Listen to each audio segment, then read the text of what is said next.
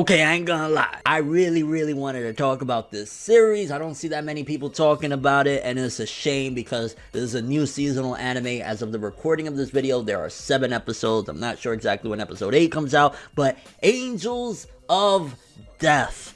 Oh man, I feel like it would be a crime if I did not talk about this series. As much as I've enjoyed it, as cool as it's been. Essentially, I believe this series is actually based off a video game, and I'm pretty sure a lot of people are going to point it out. They probably even played it or whatever, but the 2 main characters of this series are Rachel Gardner and Zach. And pretty much to give you a brief synopsis of this, which I think right here this will kind of grab a lot of people to at the very least peep it out, check it out, starts off, this girl wakes up in a building. She's not exactly sure why she's there.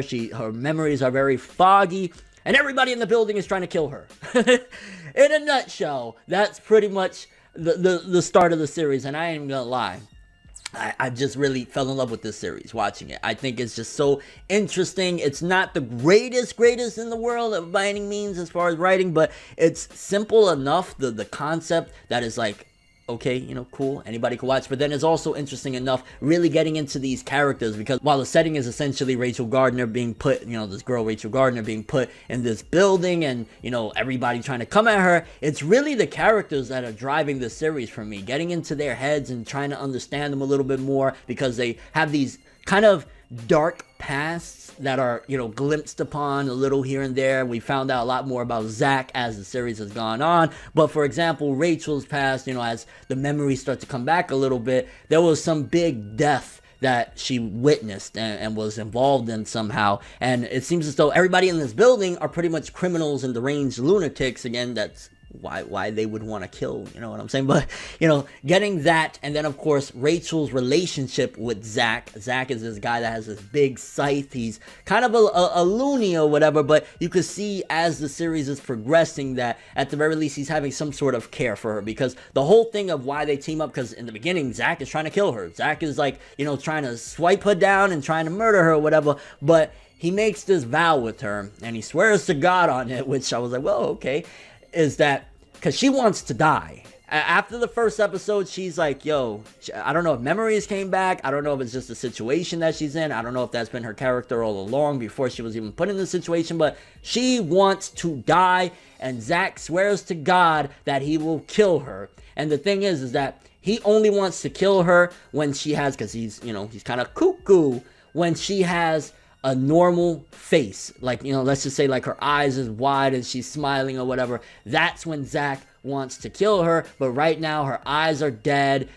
When she does put on a smile, it looks very fake, and Zach, he can't get off to that necessarily. That's not bueno for Zach, for his murderous tendencies. So when they get out of there, she'll help him get out of this building, out of this situation, and in return he will kill her, and that's the vow that they've made. So that's the pact they have that's keeping them working throughout all the situation, going from floor to floor, because it's like, I ain't gonna lie, the interesting people that we've run into thus far in this anime has been kind of neat, to say the least, or crazy, whatever you want to put it, because we got this one dude, a doctor, we got another crazy woman that's putting them through these crazy games where, you know, Zach, he's an MVP, you know what I'm saying, like getting cut through the stomach, getting shot at and everything. Like, Zach is a beast, but I just gotta say that this series definitely deserves some attention. The suspense, the characters, I think in a situation like this, right, because again, as I explained, the setting is you're locked in this building with a bunch of crazy people that are trying to kill this girl that she kind of wants to die anyways, but she wants to die in a manner of the way that they promised her and Zach or whatever. So you're locked in this situation. You have all these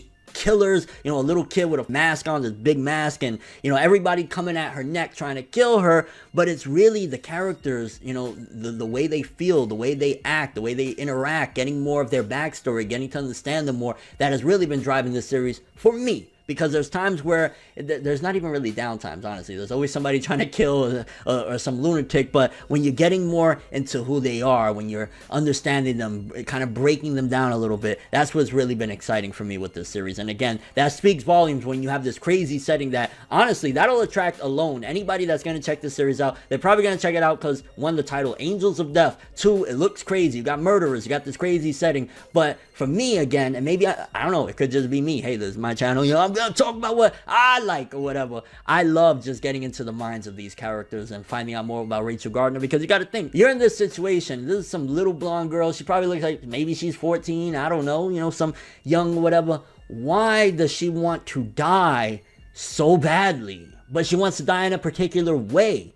Finding out Zach's crazy backstory, which, again, I don't want to spoil too much because I do want a lot of people to check this out, or at least a few people. Somebody check this out. It deserves it. It's an awesome series. But we found out more about Zach's backstory, and we understand why he's bananas. Little by little, we're starting to unravel more about Rachel. It's like, okay, why do you have a gun? And why didn't you use it all this time? Why do you want to die so badly? Why is their eyes just completely dead? What's going on with you? What happened with your parents? What happened in your past? And all of that is just enough to really drive me with this series. Again, it's like, maybe there's some stuff in the series where I would say is not perfect. I think there's some things that feel very convenient, and there's things of like, yo, Zach, you some god or something. Your belly got sliced open. You got shot in your leg, shot in your arm. You've been stabbed. Like, so many things happen to Zach, and he keeps on going. Eventually, he finally collapsed in a certain episode. I'm not saying dead, but like, you know, it finally took its toll on him. All of the damage and everything he's been through, that, you know, he falls out or whatever. But there's definitely some things like that. I've seen a couple of complaints, which I don't personally see them, that people say that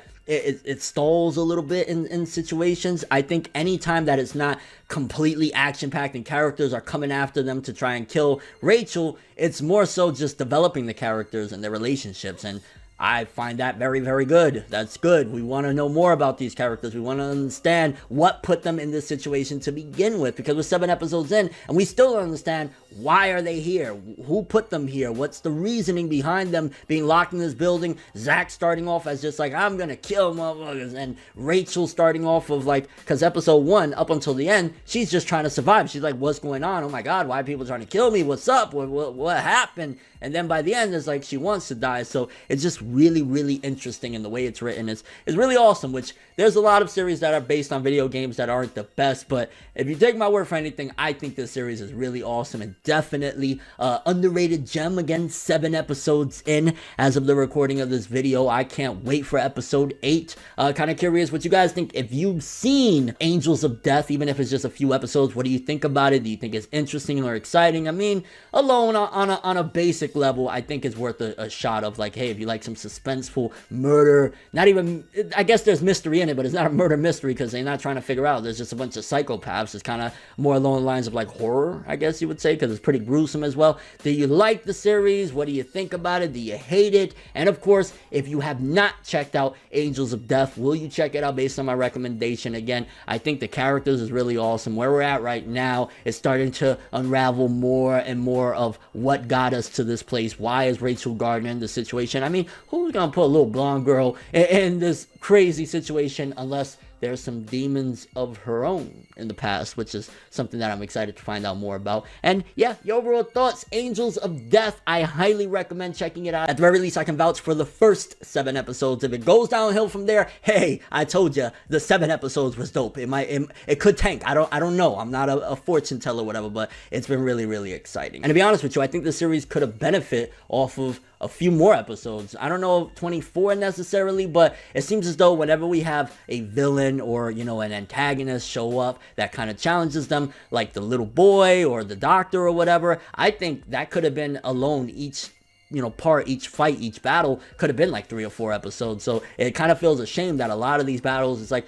maybe 1 episode or 2 episodes, no more than that, and we kind of been breezing through it. So again, I'm not familiar with the video game. I don't know how long the video game is. I don't know how the video game handled these things or whatever, but I think that this series could have possibly even been 24 episodes if we really got into these characters and found out more about each of why is this criminal here, what, you know, what makes him tick, what made him go this way. That would be interesting to find out. I think there's so much about this story that could be explored, and it's a shame as well that because it's probably only a 12 episode series, I'd imagine, we're really not going to be diving into these people, because it's like, yo, you're bananas, why? But that's all I have for this one. Thanks for watching. Hope you enjoyed. If you liked anything I had to say or enjoyed the video, drop me a like. I'd greatly appreciate it. And if you want more from me, make sure to subscribe, follow me on Twitter, Instagram, hit the bell to get all notifications. And if you want to check out any of my other social media, there there in the description below. I'm Fineva World, and as always, people, have an awesome day. And remember the golden rule: anime and manga for life, boy. Bow. Have an awesome day, and check out Angels of Death if you get a chance. We make a major move, laugh and let the haters lose. We don't give a fuck, virginity intact queens.